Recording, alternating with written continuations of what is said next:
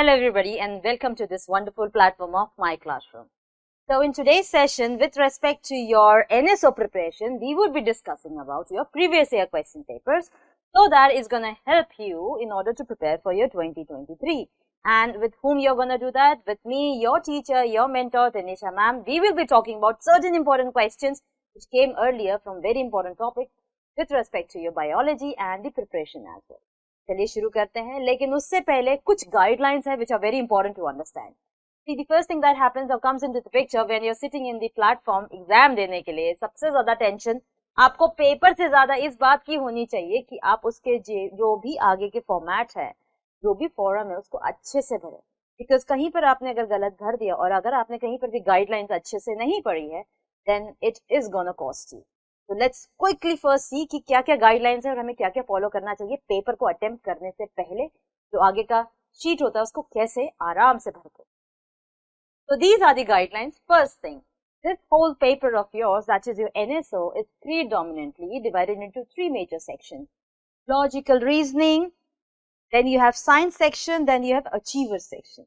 There is no negative marking. There is no negative marking. 1 mark each makes it 10 marks. 1 mark each make it 35 marks. And this one, each question is of 3 marks. सारा का सारा science और achiever section में सारा का सारा आपका physics, chemistry, biology evenly divided और डिस्ट्रीब्यूटेड होगा.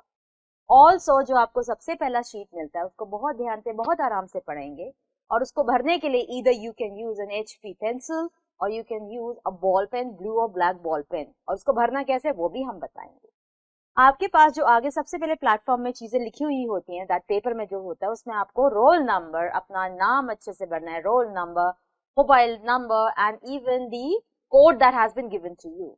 ऑल्सो स्कूल का नाम लिखना मत भूलिएगा. ऑल्सो जब हम बात करते हैं, like I told you, HB pencil, blue और black ball point pen, and जब आप उसको भर रहे होंगे आपको पता है MCQ बेस है, एक क्वेश्चन करेक्ट है.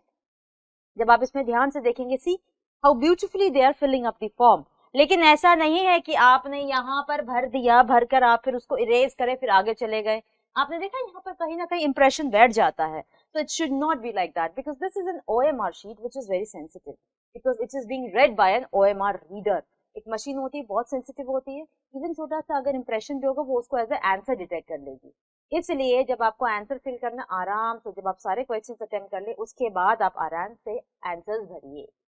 HB पेंसिल यूज करिए या फिर ब्लू और ब्लैक बॉल पॉइंट पेन से ही भरिएगा. When you are filling it up, let me fill it one to you. It's like this. अच्छे से सर्कल करिएगा, ऐसा करके मत छोड़ दीजिएगा. It will not be counted like that. So fill it up properly. ये तो था जनरल इंफॉर्मेशन और क्वेश्चंस कितने मार्क के आएंगे. चलिए फटाफट से हम देखते हैं अपना 2018-2019 का प्रीवियस ईयर का आपका NSO का साइंस सेक्शन का पेपर. आज हम डिस्कस कर रहे हैं बायोलॉजी. चलिए सबसे पहला क्वेश्चन देखते हैं साइंस सेक्शन का. I am gonna leave the platform for you so that you can C question. अच्छा, जो ये सबसे पहला आपको क्वेश्चन दिख रहा है, if all of you can see, this is the question जो देखते ही समझ में आ जाता है that this is the question of your prokaryotic cell. हमको एक प्रोकैरियोटिक सेल दिया है एंड प्रोकैरियोटिक सेल में हमसे क्वेश्चन पूछा गया है on the basis of marking P, Q, R and S. सबसे पहले देख लेते हैं P, Q, R, S होता क्या है, फिर उसके बाद हम आगे क्वेश्चन में. अगर आपको P दिख रहा है, you know that the long thing which is coming out of this prokaryotic cell is your flagella. Flagella is the one which is quite different from this S because S is the one which is villi. पिलाए generally conjugation में help करता है, reproduction में help करता है. लेकिन वो पिलाए जो थोड़े से लंबे होते हैं, जो थोड़े से बड़े पिलाए होते हैं, those are the pillars which are actually going to help you for the conjugation purposes, reproduction purposes. लेकिन जो छोटे छोटे पिलाए होते हैं, they are majorly for the attachment, वो rocks से अटैच हो जाते हैं. चलिए हमको S तो पता चल गया. S is something we are talking about, पिलाए. अब बात करते हैं कि प्रोकैरियोटिक सेल के बाहर एक आउटर कवरिंग, एक लेयर होती है जिसको जनरली हम बोलते हैं the complete envelope, the cell envelope of a prokaryotic cell. Cell envelope तीन चीजों का बना होता है, that is P, Q, R. ये तीनों के तीनों आपका सेल एनवेलप बनाएंगे. जब हम P के बारे में बात करते हैं, P is the one that is the complete outermost layer which is called as a capsule or a slime layer.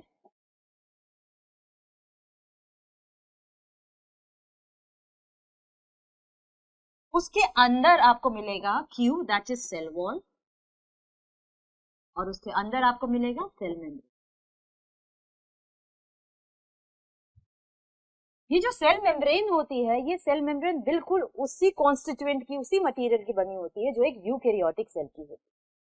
Similarly जैसे हम बात करते हैं सेल वॉल की, सेल वॉल को बनाने के लिए पेप्टिडोग्लाइकन इन्वॉल्व होता है। सेल वॉल के लिए होता है पेप्टिडोग्लाइकन। इसी की बेसिस में, इसी पेप्टिडोग्लाइकन के बेसिस में हम लोग you can easily identify gram positive and gram negative bacteria here. ये rigid structure होता है जो gram positive होता है, the one which is gram positive, उसके पास सिर्फ एक single layer होती है। gram positive bacteria के पास positive के पास एक single layer होती है और वो single layer किसकी होती है? पेप्टिडोग्लाइकन की। ग्राम पॉजिटिव है, सिंगल लेयर है और सिंगल लेयर किसकी होती है? This is your gram positive. उसी के बिल्कुल opposite we have gram negative. Gram negative के पास दो लेयर्स होती है। Let me write down here, gram negative bacteria के पास दो लेयर्स होती है। जो अंदर की लेयर होती है, सबसे इनर मोस्ट लेयर, वो इनर मोस्ट लेयर होती है आपकी पेप्टिडोग्लाइकन की लेयर होती है, और जो आउटर मोस्ट लेयर होती है दैट इज लिपोपॉलीसैकेराइड। लिपोपॉलीसैकेराइड ये आउटर मोस्ट है जो कि थिक होती है, आउटर। एंड देन जो ये वाली लेयर होती है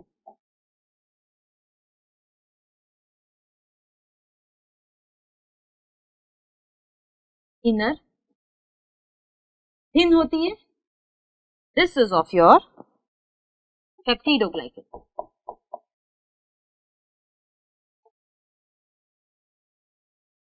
ग्राम पॉजिटिव, ग्राम नेगेटिव बैक्टीरिया ऐसे आप आइडेंटिफाई कर सकते हैं। Also, now we would be talking about the composition of your capsule there. जो outermost structure है जिसको glycocalyx layer बोलते हैं, that is a capsule. Capsule is actually made up of your polysaccharides and polypeptides. Capsule इसको slime layer भी बोलते हैं, जिसको हम glycocalyx layer भी बोलते हैं। इसका composition ये होता है that it is actually made up of your polysaccharides plus polypeptides. ये था थोड़ा बहुत information with respect to the covering of your prokaryotic cell. और ये जो ये है इसका भी नाम दे देते हैं, ये जैसे पूंछ जैसा निकल रहा है, this is actually your flagella. Now let's look into the question. Question is asking, refer to the given structure of prokaryotic cell and select the correct statement regarding it. Agreed. Now we have identified what is PQRS. PQR हमको clearly दिख रहा है that it is the cell envelope of the prokaryotic cell, जो कि 3 layer से बने हैं, बाहर से अंदर। P is the outermost and R being the innermost. जो P है, P किसका बना हुआ है? P is predominantly called as your capsule, slime layer और ग्लाइकोकैलिक्स। किसका बना है? पॉलीसैकेराइड और पॉलीपेप्टाइड्स का। Q आपका अंदर वाला लेयर है, that is your cell wall. Cell wall देखा जाए तो cell wall is made up of your peptidoglycan here. Cell wall की ही बेसिस में we have identified gram positive and gram negative bacteria. Gram negative के पास 2 layers होती है, ग्राम पॉजिटिव के पास सिंगल लेयर होती है। Cell membrane is the one which is made up of lipoprotein का, लिपोप्रोटीन का बना होता है। अब देखते हैं ऑप्शंस क्या क्या है। Option A says P is a layer of non cellulosic polysaccharide. हमको करेक्ट ऑप्शन इसमें ढूंढना है। तो it is saying that P is the non cellulosic layer of polysaccharide. देखा जाए तो this is true. Q is a double-layered gram-positive bacteria, whereas it is single-layered in gram-negative bacteria. I told you that when we talk about gram-positive bacteria generally has your single layer and gram-negative is the one which is having the two layers. देखा जाए तो ये incorrect है. R is an impermeable covering that restricts entry and exit of molecules in and out of the cell.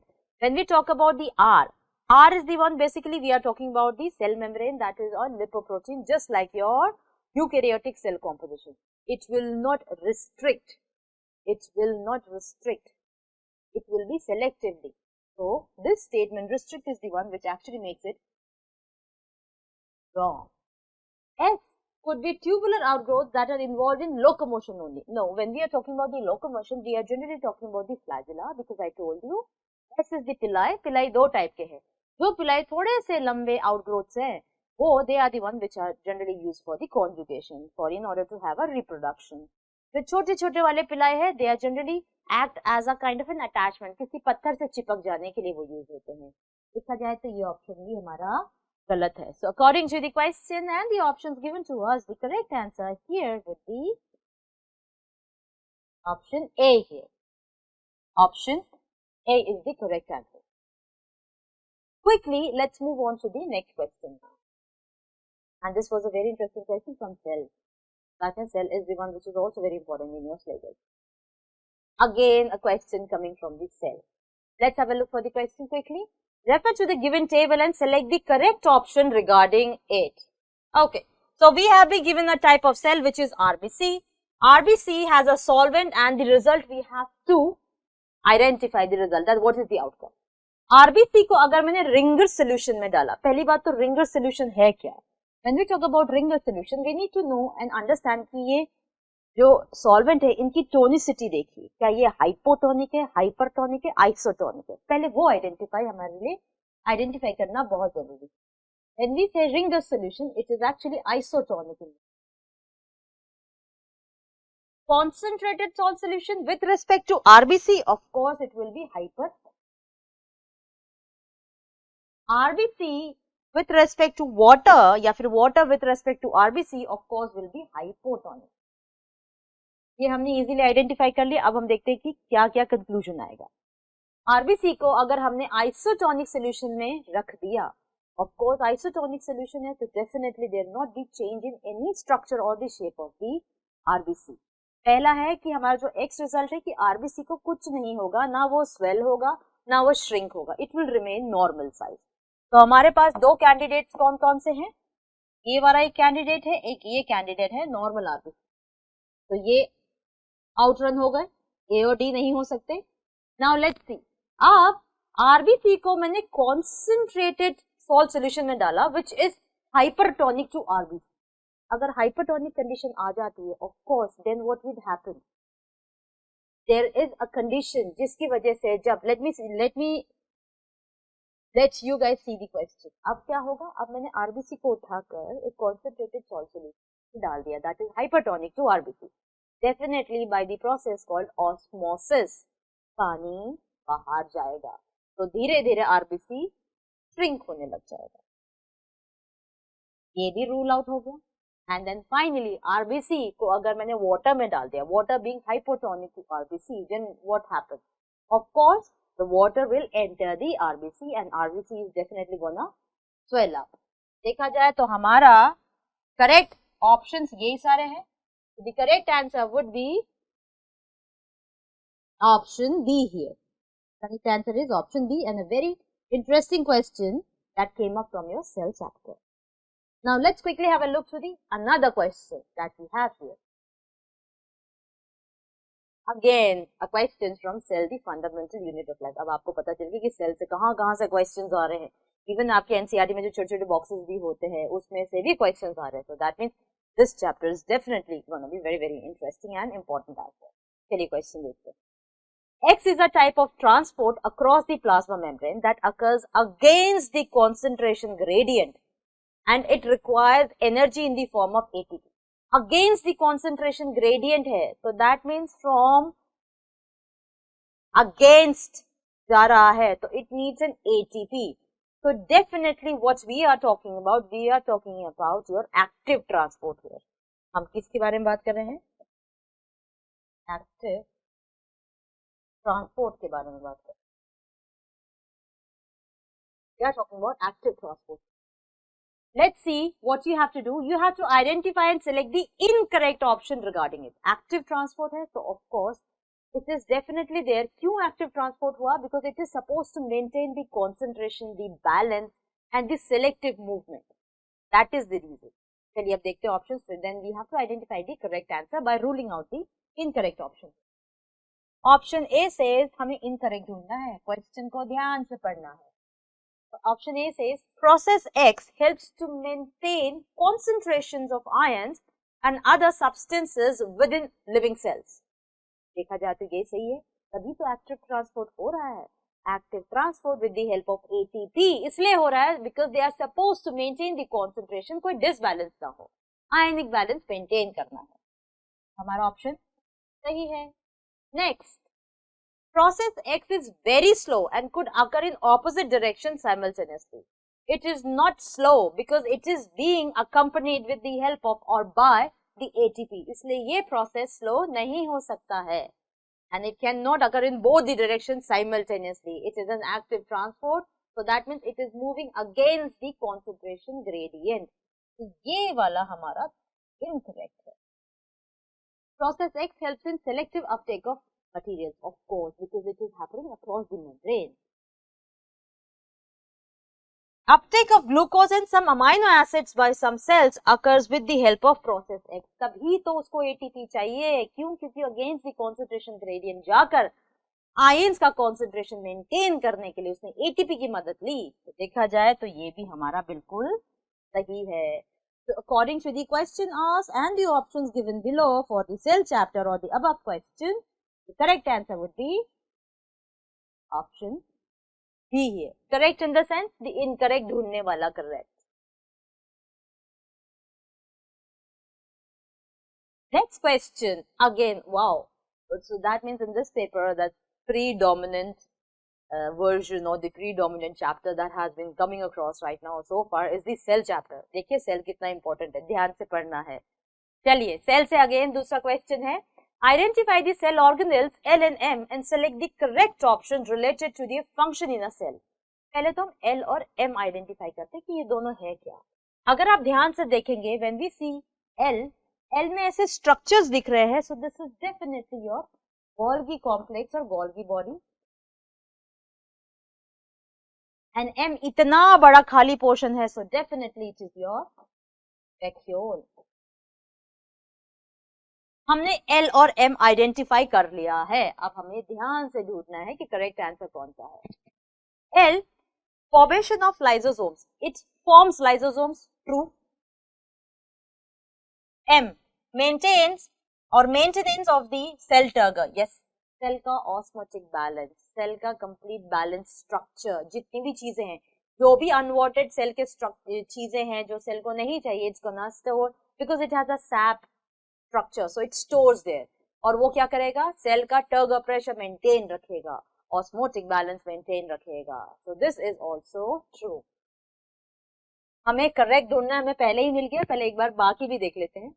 Synthesis of lipids, no, which is a basic function of your SER. Spindle formation during cell division, हम centrioles की बात कर रहे हैं, इनकी बात नहीं कर रहे हैं. Digestion of foreign material, definitely how can we not talk about lysosomes here. Storing byproducts, there are many structures, there are many saps that actually stores the byproducts.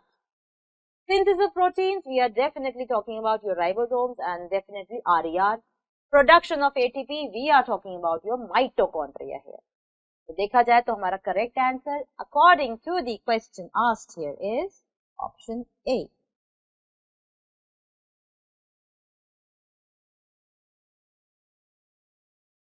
Let's quickly move on to the next question. Next question interestingly coming up from tissues. जब हम tissues के बारे में बात करते हैं, we are talking about tissues and its type. We have your animal tissue, we have your plant tissue. अभी जो एक question है जो आपको दिख रहा है, लैक्यूना, लेमेले, ये तो ऑस्टियोब्लास्ट, ऑस्टियोसाइट, ये देखते एकदम से क्लिक हो जाना चाहिए, oh this is something they are asking from animal tissue and predominantly bones के बारे में बात कर रहे हैं। पहला छोटा सा इन्फॉर्मेशन, जब हम बोन्स के बारे में बात करते हैं, everybody knows that the tissue में स्पेशल एक कैटेगरी होती है जिसमें स्केलेटल टिश्यू होता है। स्केलेटल टिश्यू में हम जनरली पढ़ लेते हैं आपका बोन्स पढ़ लेते हैं और हम आपका कार्टिलेज पढ़ लेते हैं। हमको ये पता है कि जो कार्टिलेज और बोन्स है वो स्पेशल टाइप ऑफ टिश्यूज होते हैं, but also they are made up of special type of cells. उन्हीं सेल्स के बारे में एक बार हम पढ़ेंगे। आपको यहाँ फिलअप देख रहा है, एक बार क्वेश्चन ध्यान से देख लीजिए। I am gonna leave this space for you so that you can clearly have a look of what the question is being asked about. The matrix of bone is in the form of thin concentric rings called dash. Bone cells called dash are present in fluid-filled spaces called dash. These fluid-filled spaces of the bone communicate with each other by a network of fine canals called dash. इसमें से वो सारे जो dash dash dash आ रहे हैं उनको सबको हमने भरना है। कंफ्यूज नहीं होना है, आपको पता चल गया है that this is the question which is coming from your bone. So let's start making a simple structure of bone. कुछ चीजें पहले पढ़ लेते हैं। जनरली जब हम बोन के बारे में पढ़ते हैं, बोन को बनाने के लिए कुछ सेल्स इन्वॉल्व होते हैं। There are certain bone forming cells. There are certain bone maintaining cells. जो आपके बोन फॉर्मिंग सेल्स होते हैं उनको हम बोलते हैं ऑस्टियो, का मतलब ही है, हम हड्डी से रिलेटेड बात करते हैं, ऑस्टियोब्लास्ट। और bone maintaining cell is osteocyte. तो सबसे ज्यादा मेजर रोल प्ले जिसका होता है वो ऑस्टियोसाइट्स का होता है, जिसको हम बोन सेल्स भी बोलते हैं। बोन सेल्स जनरली हम इसको बोन सेल्स भी बोलते हैं। जो आपके बोन सेल्स प्रीडोमिनेंटली पूरी हड्डियों का ध्यान रखने के लिए इंपॉर्टेंटली इन्वॉल्व होते हैं, that is called your osteocyte. पहली बात, एक छोटा सा ऑस्टियोसाइट बनाकर देखते हैं कि ऑस्टियोसाइट आपका दिखता कैसा है। ऑस्टियोसाइट एक्चुअली आपको थोड़ा बहुत न्यूरॉन की तरह दिखेगा। Let me make an osteocyte here. Osteocyte देखो ऐसा दिखता है, डरना नहीं है। ऑस्टियोसाइट ऐसा दिखता है। ऑस्टियोसाइट के बाहर एक फ्लूइड फिल्ड स्पेस होता है।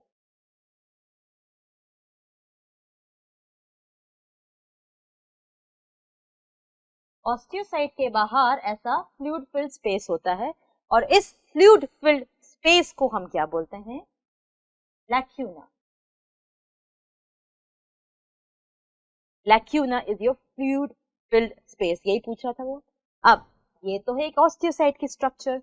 अब आपको एक चीज अंडरस्टैंड करना है कि जब हम मैमेलियन बोन के बारे में बात करते हैं, when we are predominantly talking about mammalian bone, आपके मेमेलियन बोन में सबसे इंपॉर्टेंटली आपको एक छोटा सा गोल जैसा स्ट्रक्चर दिखता है जिसका नाम है हेबर्सियन कैनाल।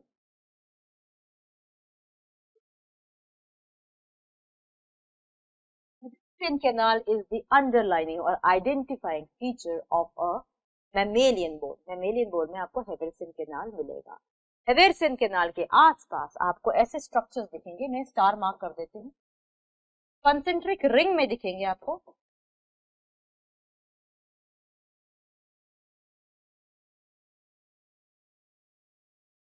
एक पैटर्न में कॉन्सेंट्रिक रिंग में दिखेंगे, तो ये कॉन्सेंट्रिक रिंग में है क्या? ये एक्चुअली ऑस्टियोसाइट है। ये जो कॉन्सेंट्रिक रिंग में दिख रहे हैं ऑस्टियोसाइट है।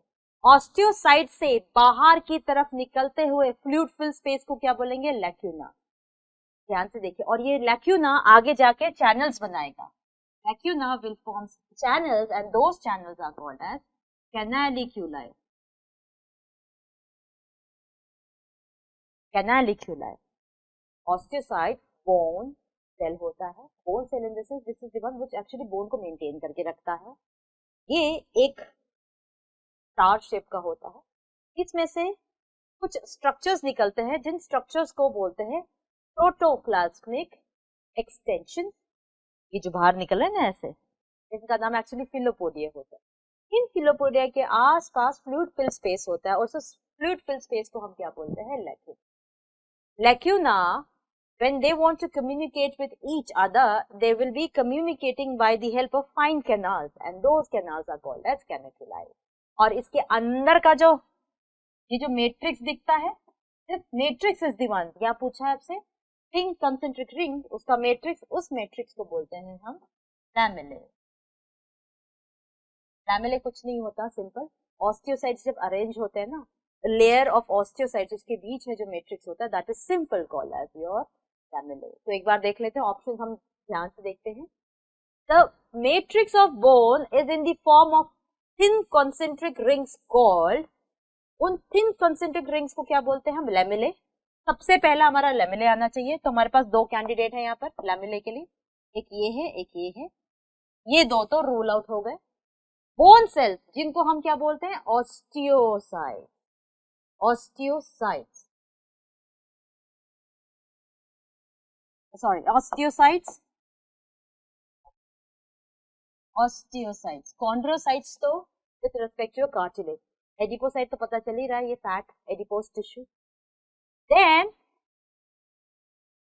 Are present in fluid filled space जिसको लैक्यूना बोलते हैं, ये रहा आपका लैक्यूना या लैक्यूने भी बोलते हैं। एंड ये आपस में कैसे बात कर रहे होंगे? With the help of your canaliculi, with the help of your canaliculi. तो this is the one and this is the question and this is the explanation. आपको ग्राउंड बेसिक से ये सारे एक्सप्लेनेशन अच्छे से करना इसलिए जरूरी होता है क्योंकि जब आप क्वेश्चन देखते हैं ना, students, I tell you one thing, when you look into the question, generally what happens, इतना बड़ा क्वेश्चन देखकर you generally panic, which is very much in nature, वो होता ही है, हम भी देखते हैं अरे इतना लंबा क्वेश्चन, इतना बड़ा question, we also say that, but you have to make yourself calm, peace, at peace, and then देखिए सिंपल सा था, ये आपने पढ़ा हुआ है और आपको पता है इस टिश्यू के बारे में, सिर्फ आपने क्या करना है, you have to, it's a jigsaw puzzle, you have to join the pieces together peacefully and आराम। एक बार ध्यान से देख लीजिए, हमने कितने आराम से एक स्ट्रक्चर से लेकर सारी चीजें धीरे धीरे पढ़ी, and see it was so pretty easy for us to identify the structure altogether. So, according to the question asked, the correct answer would be option B here.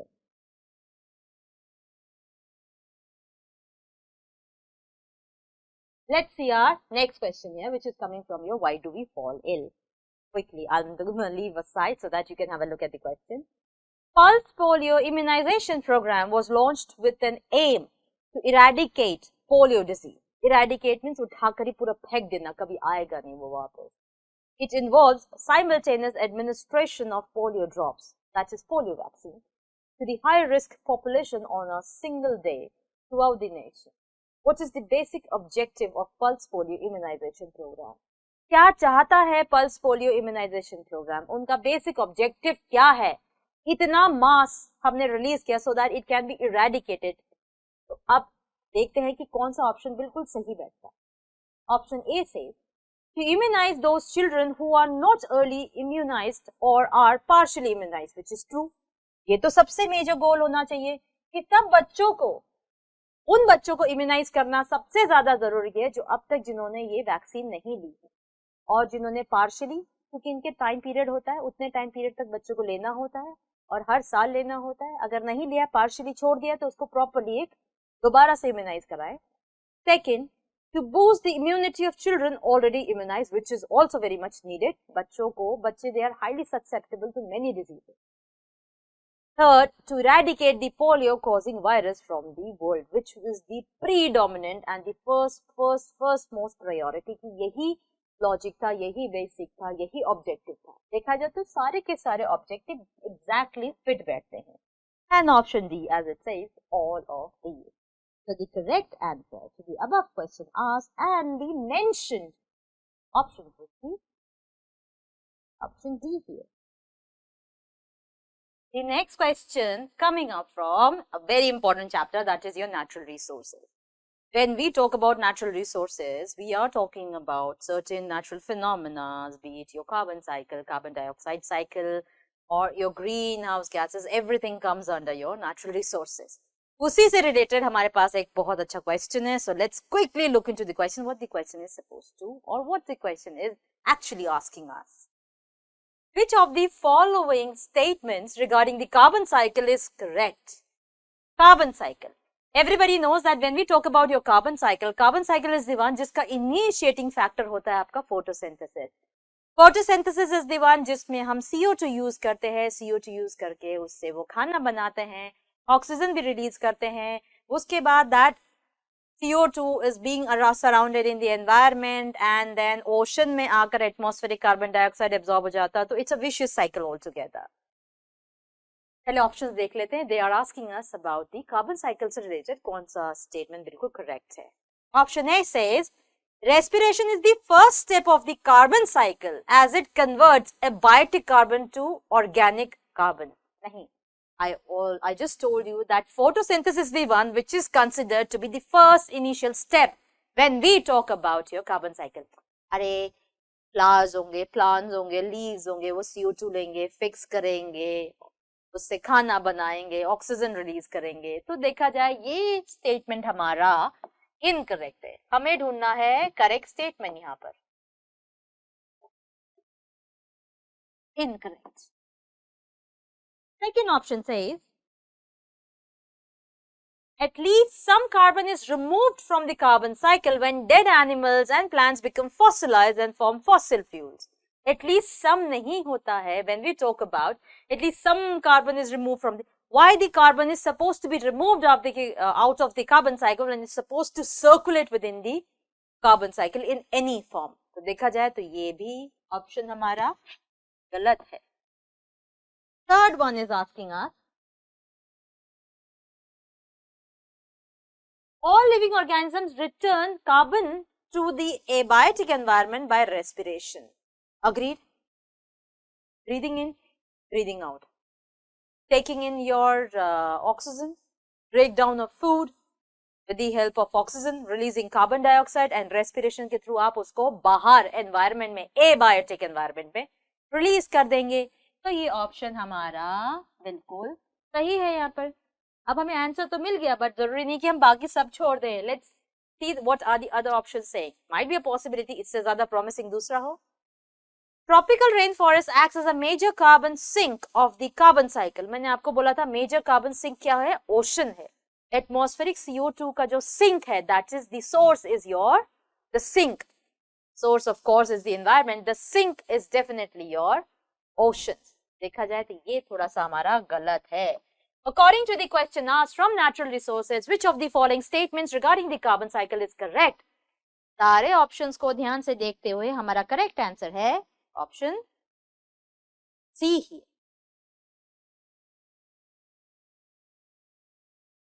Again an interesting question coming up from natural resources. जल्दी से देख लेते हैं ये question आपसे क्या पूछ रहा है. Identify X in the given statement and select the correct option regarding it. अब पहले देख लेते हैं ये स्टेटमेंट है क्या. When soil is completely saturated with water and excess water accumulates around the plant roots in the field, the condition X or the condition is referred to as X. पानी ज्यादा इकट्ठा हो गया रूट्स के पास. अब वो बोल रहे कि जो रूट्स के पास पानी इकट्ठा हो गया, of course it could damage the crops. अब वो पूछ रहे क्या क्या रीजन से वो डैमेज हो सकता है.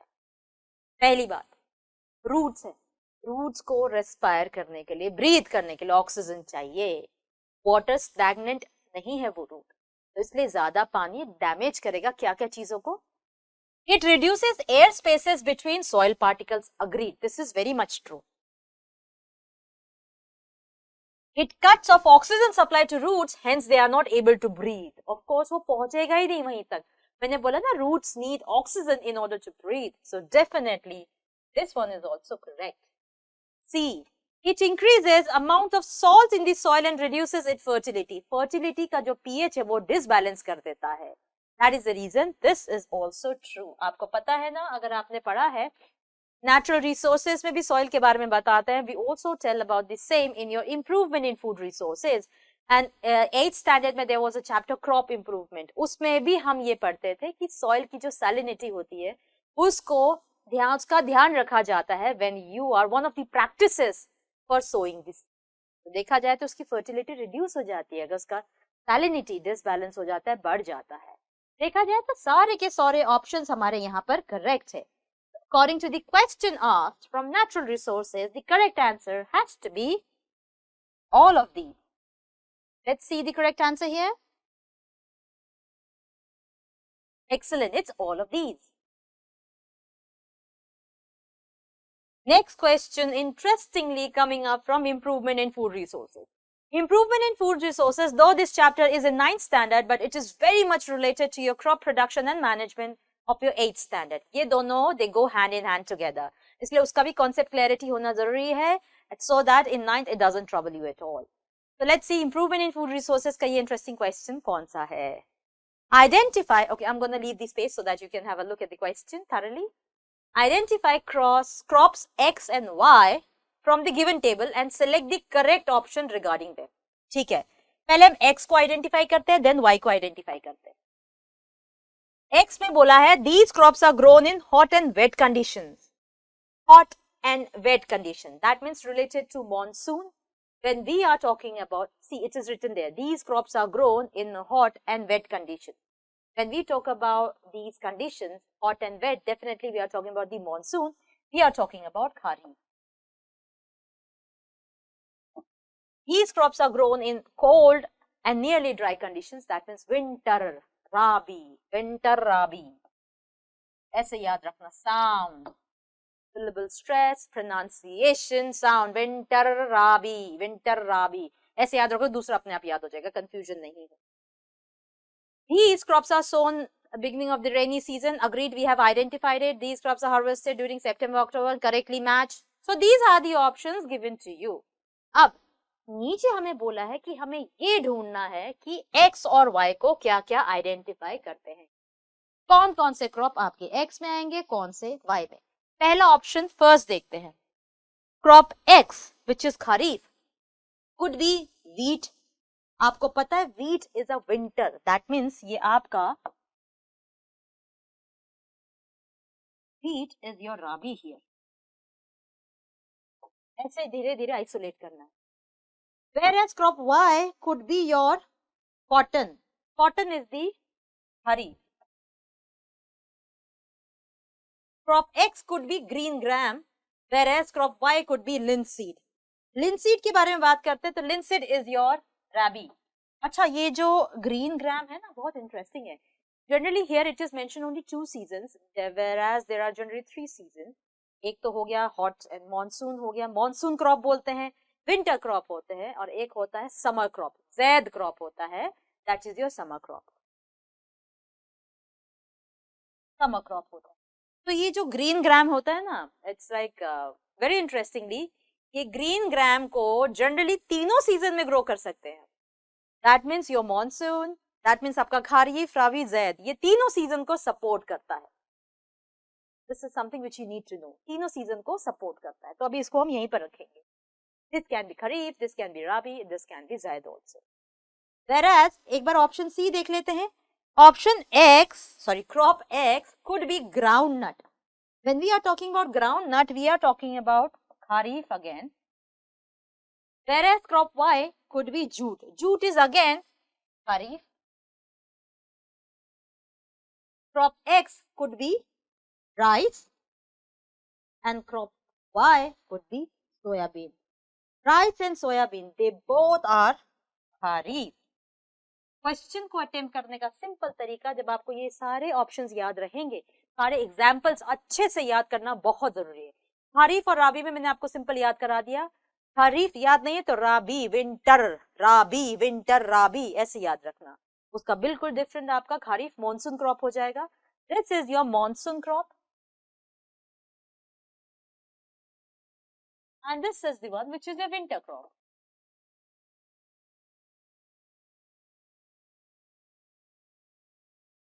मॉनसून क्रॉप और विंटर क्रॉप, ये इसके सारे examples are very very important. आप देख लेते हैं इसमें से सही सिलेक्शन कौन सा है. मुझे पता है एक्स मेरा खरीफ है और मेरा वाई राबी है, तो राबी में सिर्फ मेरे पास एक ही कैंडिडेट, और by default green gram can be kharif, rabi and also a zaid one because it is grown in all the 3 seasons. तो जो ऑप्शंस हमको गिवन है और जो स्टेटमेंट ऊपर और जो डिस्टिंग्विश बिटवीन हमको गिवन है ऊपर के टेबल के according, the correct answer has to be option D, because I have only one Rabi here. So this is my correct answer. This is my correct answer. Moving along with the next question that we have in our kitty right now, that is your pollution of air and water. Pollution से related आपको पता है, like you can see it here. This question is asking you straightforwardly. Select the option that correctly identifies X and Y in the given flow chart. Flow chart को ध्यान से देखिए. Flow chart में आपको water pollutant given है, फिर water pollutant से 3 major branches निकल रहे हैं, x physical and chemical. Chemical का एग्जांपल डीडीटी दे दिया कि हाँ वो पोल्यूशन कॉज करता है. फिजिकल में क्या आ सकता है, अगर हम वाई को देखें, वाई में physical, that means physical in the sense abiotic के बेसिस में अगर हम देखें तो फिजिकली हमको क्या दिख रहा है, हीट दिख रहा है. Whereas X, helminthes, that means it is talking about a organism. So of course it would be biological, not ecological, not environmental. It is biological. तो देखा जाए, according to the question asked and the options given below, the correct answer has to be option C here. Correct answer is option C here.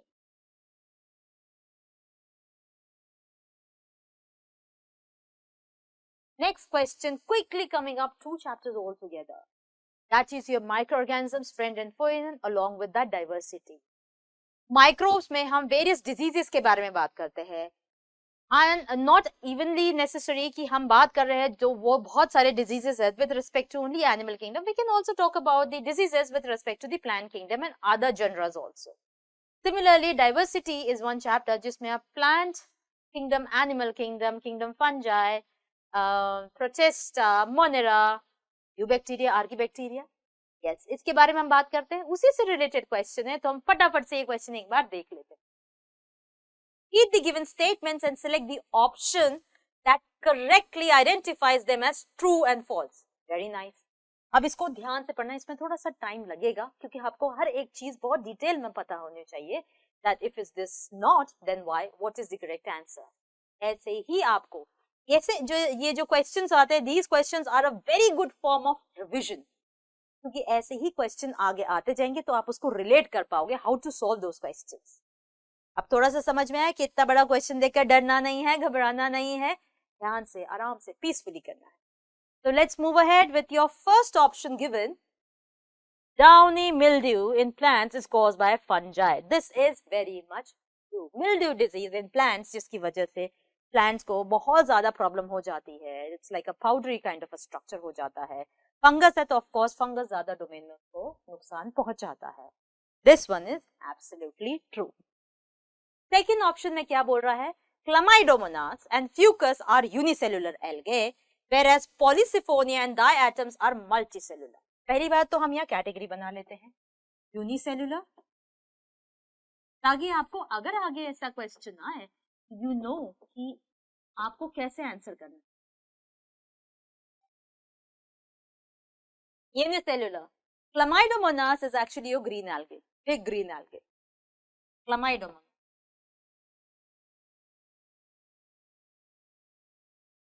Green algae है आपका. It is your green algae. Then we have your Fucus. Fucus is actually your brown algae.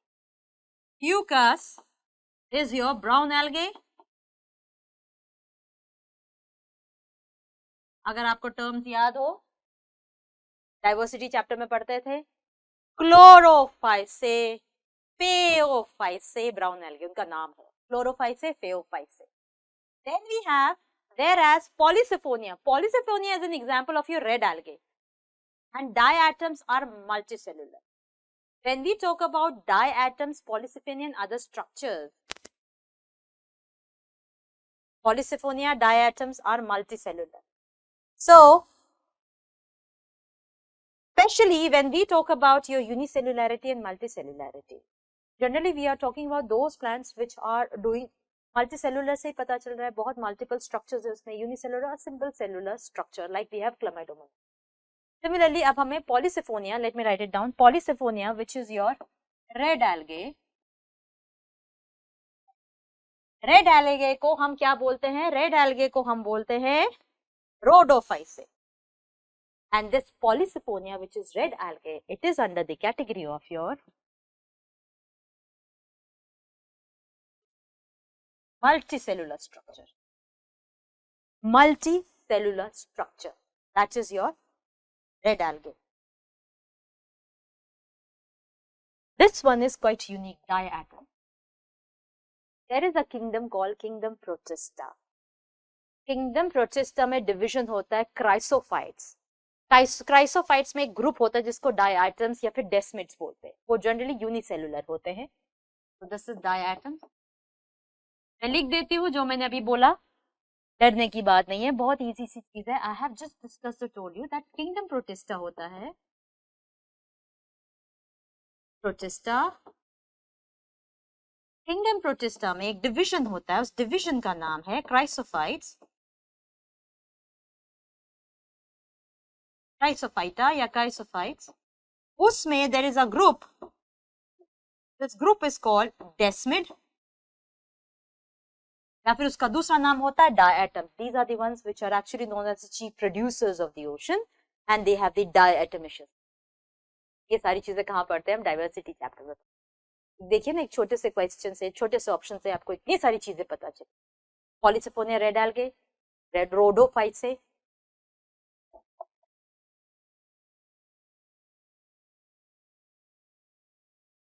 वैसे ही फेओफाइट से, chlorophyte से,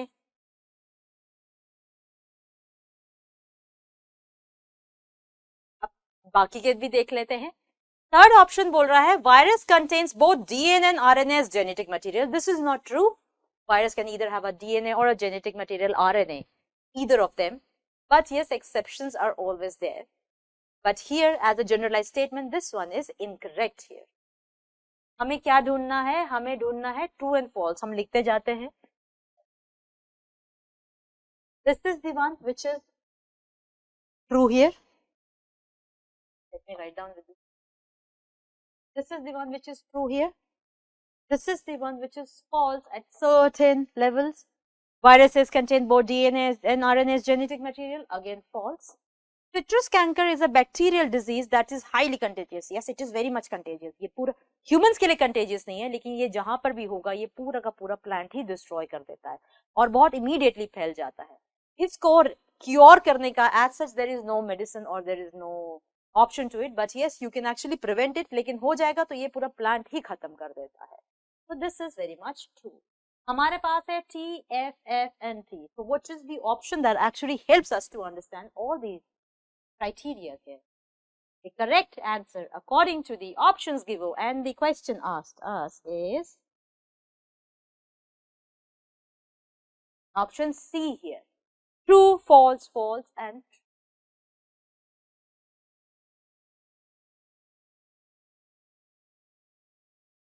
Moving on to the next question that we have from your conservation of plants and animals. चलिए, हमको एक बड़ा सा chart दे दिया गया है IUCN के according. Conservation of nature and natural resources, IUCN, international union of conservation of nature and natural resources के अकॉर्डिंग ये दे दिया है कि endangered species, vulnerable, near threatened species, extinct species. Endangered में हमारे पास लायन टेल्ड मैकाक है, एंगीज golden, लंगूर है, which is very much true. हमको ढूंढना है incorrectly placed. हमको ढूंढना है incorrectly placed. तो हम इसको ऐसे कर देते हैं, ये भी सही है, ये भी सही है, incorrectly वाला ढूंढना है. Vulnerable species में हमारे पास snow leopard है, ठीक है. Passenger pigeon is actually extinct. तो ये वाला गलत है. Near threatened species, Asiatic wild ass, agreed. Near threatened species may we have your Indian rhinoceros. These are actually vulnerable species. So they should be coming under vulnerable. ये vulnerable है. So this one is also incorrectly placed here. Extinct species में dodo and golden toad, which is very much true. ये तो बहुत पहले ही extinct हो चुका था। इस चार्ट के अकॉर्डिंग, इस पिक्चर के अकॉर्डिंग हमने आइसोलेट कर लिया कि कौन सा एक्सटिंक्ट है, कौन सा वल्नरेबल है और कौन सा मिसमैचली अरेंज्ड है। अब हमको वही ढूंढना है कि इनकरेक्टली प्लेस वाला आंसर कौन सा है। According to the question asked and the options given below, हमारे लिए जो करेक्ट आंसर बैठ रहा है that is option 4th and 6th. 4th and 6th, that is. So let's see what is the correct answer here. Definitely the correct answer is your option A. That means आपका जो passenger pigeon है, it is completely extinct, whereas your Indian rhinoceros, they are at the vulnerable, near threatened species, vulnerable species. So this is a beautiful question that was asked from your conservation of plants and animals in your previous year's question paper in NSO. चलिए फटाफट दूसरा question भी देख लेते हैं। दूसरा question is coming from reaching the age of adolescence, which basically and majorly deals with all the hormones, chemical messengers.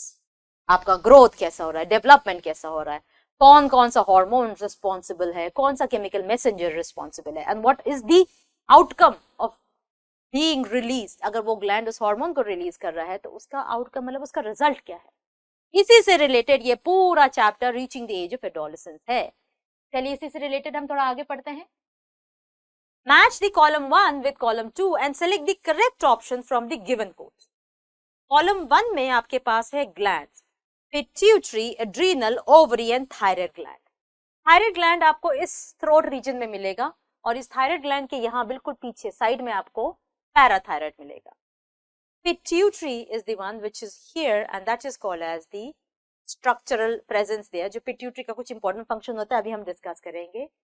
Then we have your adrenal gland जो kidney के ऊपर होता है and ovary it is found in the female.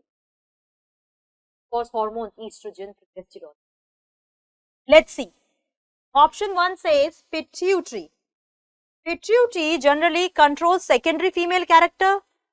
Female character के लिए तो of course यहाँ हमको दिख ही गया है ये। Regulates basal metabolic rate, controls activities of other glands. Pituitary gland, we all know that hypothalamus is the master of the master gland.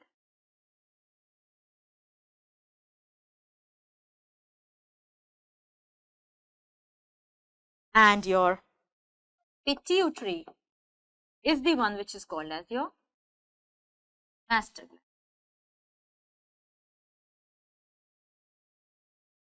तो आपके इस मास्टर का ध्यान रखने के लिए वो वाला मास्टर बैठा है दैट इज हाइपोथैलेमस। चलिए आगे देखते हैं क्वेश्चन क्या पूछ रहा है। देन हमको पता चल गया। Now let's talk about your adrenal gland. Adrenal gland क्या कर रहा है? Adrenal gland which is definitely kidney.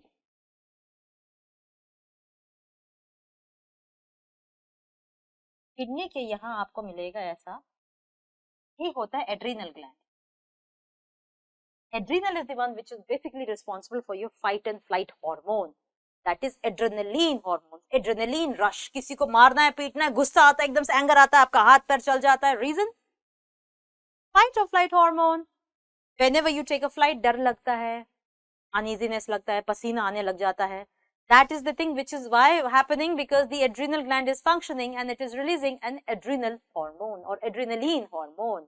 देखा जाए तो हमारा एड्रिनल ग्लैंड किस लिए रेडी कर रहा है हमें? It is preparing us for, prepares body to fight. Similarly we have your, similarly means not function wise, similarly as a gland wise हमारे पास है थायराइड ग्लैंड और थायराइड ग्लैंड हमें किस में हेल्प कर रहा है?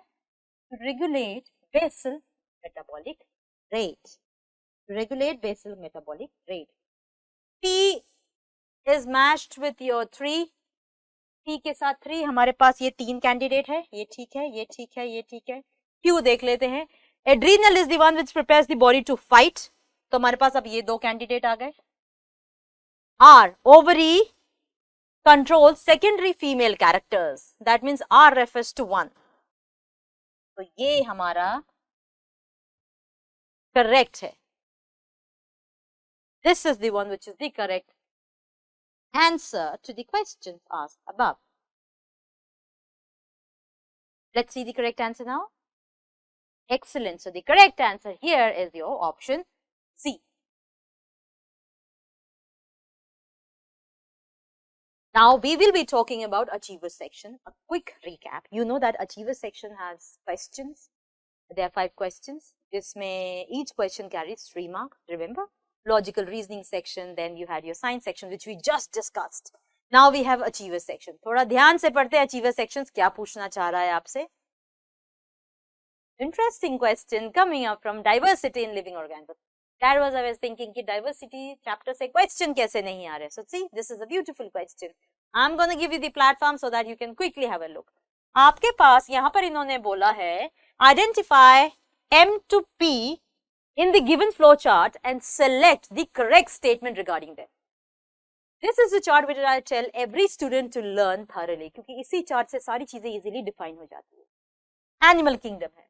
एनिमल किंगडम में जब डिवीजन होता है जनरली जब आप पढ़ते हैं एनिमल किंगडम में तो जनरली आप पैराजोआ यूमेटाजोआ करके पढ़ते हैं. बट यहाँ पर सिंपल सा डिफरेंस ये आ गया है कि इन्होंने टिश्यू ऑर्गन और ऑर्गन सिस्टम ग्रेड से आपको आगे बढ़ा रहा है. दैट मीन्स उन्होंने भी सेलुलर लेवल नहीं दिया, पॉरीफेरा को हटाकर डायरेक्टली टिश्यू ऑर्गन और ऑर्गन सिस्टम से शुरू किया है. Radial symmetry, bilateral symmetry. Radial symmetry किसी भी रेडियस से काटी है इक्वल, सब जगह हाफ्स इक्वल आ रहे हैं, इक्वल. बायलेटरल 2 इक्वल हाफ्स आ रहे हैं. Acoelomate any structure which belongs to kingdom animalia, tissue organ system grade level, ये टिश्यू लेवल होता है. Radial symmetry kingdom animalia, tissue level, radial symmetry और एसिलोमेट है. That means we are talking about M में क्या क्या आ सकता है. एम में आ सकता है सिलेंट्रेटा, टीनोफोरा आ सकता है.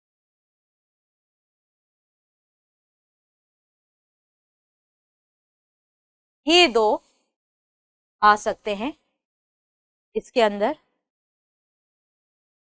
Then we have phylum ctenophora, phylum coelenterata. Then we have organ level of organisation जो कि बायलेटरल सिमेट्री है बट वो एसिलोमेट है. Agreed. Just because of the coelomate, sorry, just because of the symmetry अलग हो गए दोनों, तो एसिलोमेट है. There is no coelom, there is no coelom, no body cavity. So this could be your flat form, platyhelminthes.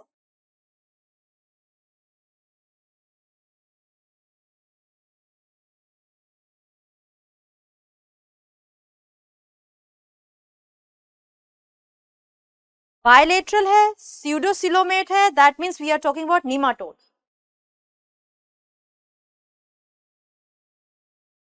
Nemathelminthes, nematode के बारे में बात कर रहे हैं हम.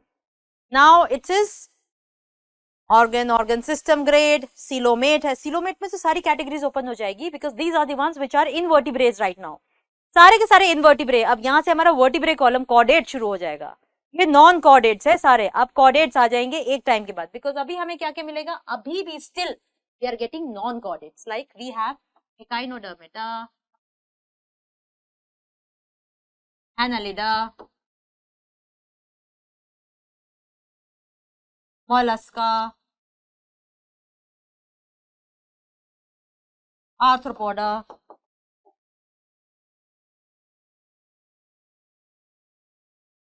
Then we will start with our chordates. बीच में आपको हेमिकॉर्डेटा मिल जाएगा.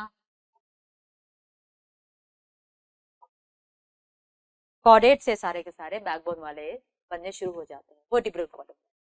अब ये सारी चीजें तो हमने डिफाइन कर दी. Now we need to understand कि व्हाट बिलोंग्स टू व्हाट. सबसे पहले option A, M could be ovalia whereas N could be cycon. When we are talking about the cycon, what we are referring to? Cycon is the sponge which is porifera.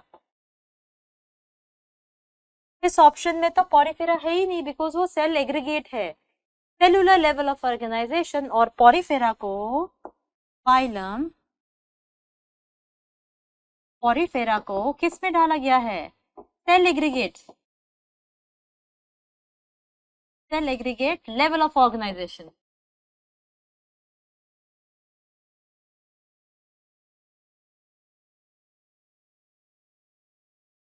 Cell aggregate level of organisation. देखा जाए तो ये तो बिल्कुल incorrect है। Then we have your option B here. What is option B asking here? N could be fasciola, whereas O could be encyclostoma.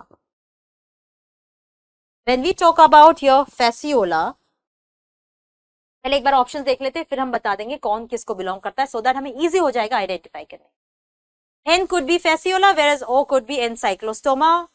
M could be ferritima, whereas P could be chitin, whereas P could be Taenia solium, whereas O could be Ascaris.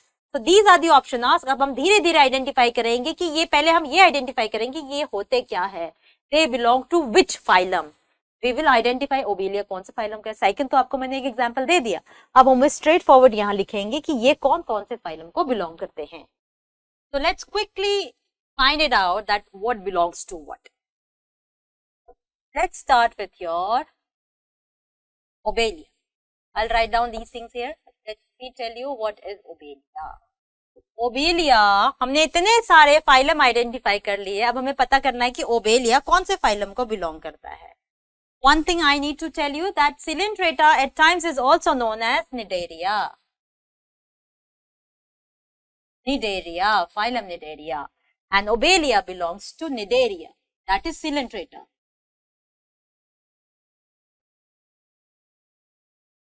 Then we have साइकिन में आपको लिख चुकी हूँ sponge, that is your Porifera.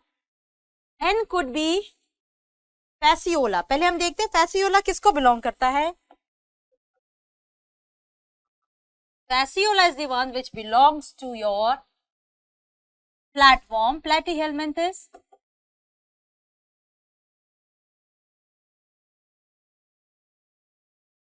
platyhelminthes platform भी है। हीमाटोडा को आप round warm भी बोलते हैं।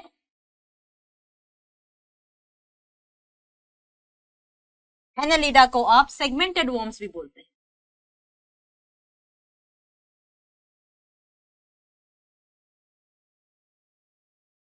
फैसियोला पता चल गया हमें।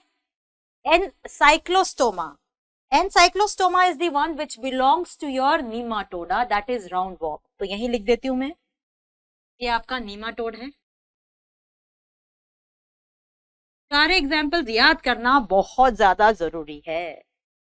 Then we have M could be your Peritema. Peritema is again we are talking about an annelid here. तो ये annelida है।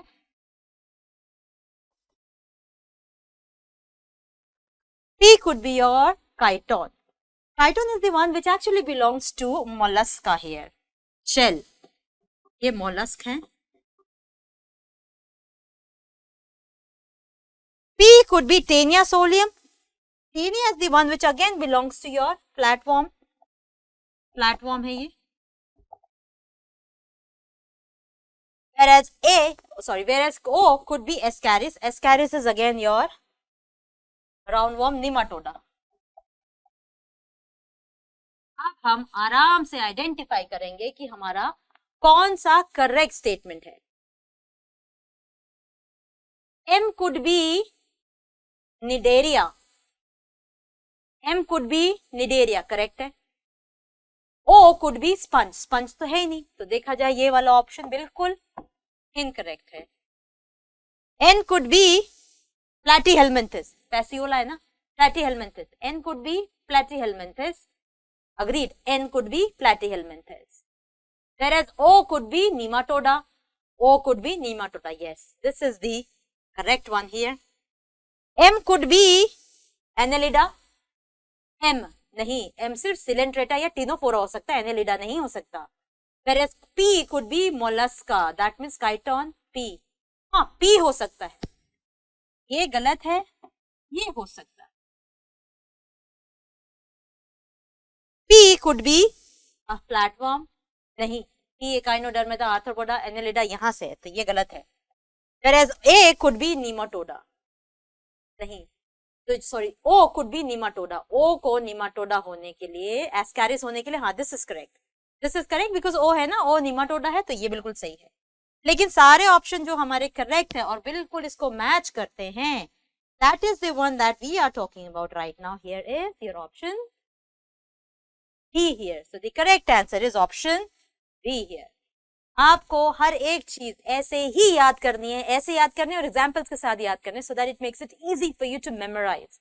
अगर आपने ये चार्ट याद करके रखा है तो आपके लिए बहुत इजी हो जाएगा. देखिए आपने फटाफट लिख लिया, अब आपको इसको सेग्रीगेट करना आसान हो जाएगा. लेकिन एग्जाम्पल्स आर अ मस्ट. बिना एग्जाम्पल के तो फिर ये चैप्टर पढ़ना ही बेकार है. चैप्टर ये बनाया ही इसलिए क्योंकि इसके साथ साथ आप एग्जाम्पल्स भी याद कर सके. Next question coming up from improvement in food. एक बार देख लेते हैं क्वेश्चन क्या पूछ रहा है. Two different fields are there. हमको दिख रहा है एक्स ऊपर की तरफ जा रहा है, वाई नीचे की तरफ आ रहा है. They were treated with two different substances to increase the crop yield. Two different substances to increase the crop yield को बढ़ाने के लिए. Amount of humus or humus in their respective field was observed for a period of time as shown in the given graph. मतलब ये humus है.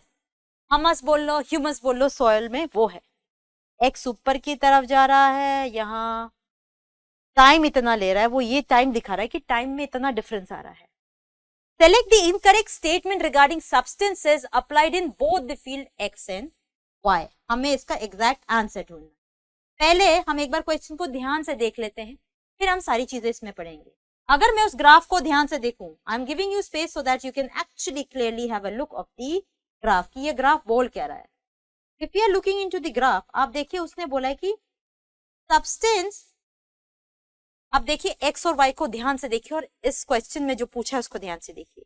मुझे जो x और वाई दिख रहा है वो ये दिख रहा है कि एक्स और वाई विथ रेस्पेक्ट टू, अब मुझे ये नहीं पता, अब हमस है तो definitely we are talking about, हम यहाँ पर मैन्योर के बारे में बात करें. If we are adding about the humus, उसमें हमस ऐड किया है एक्स और वाई में और नीचे टाइम पीरियड का स्केल आपको गिवन है. If you can clearly look into it, धीरे धीरे देखिए हमस का कंटेंट बढ़ता जा रहा है विथ रेस्पेक्ट टू टाइम और ये घटता जा रहा है. You know that humus or the humus is the one which is maximum and which is the sole purpose. इसलिए ऐड किया जाता है वो मैन्योर के रेस्पेक्ट में होता है कि मैन्योर होता है तो मैन्योर के पास हमस की क्वांटिटी अच्छी होती है, लेकिन वो बहुत स्लोली एंड स्टेडीली सॉइल उसको लेता है. जबकि जो फर्टिलाइजर है, फर्टिलाइजर एज कम्पेयर टू हमस बहुत जल्दी रेट में उसको एब्जॉर्ब कर लेता है सॉइल.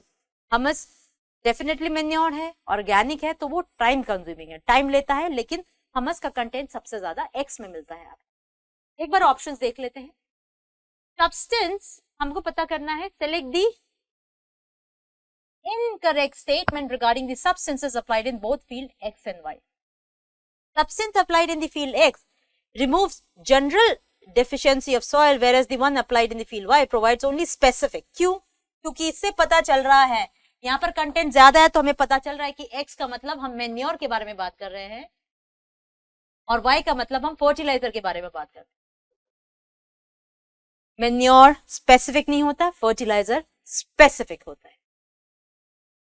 करेक्ट. हमें क्या ढूंढना है? हमें इनकरेक्ट ढूंढना है. ऑप्शन बी क्या पूछ रहा है इसमें? Option B is saying substance applied in the field X is readily absorb by the crop.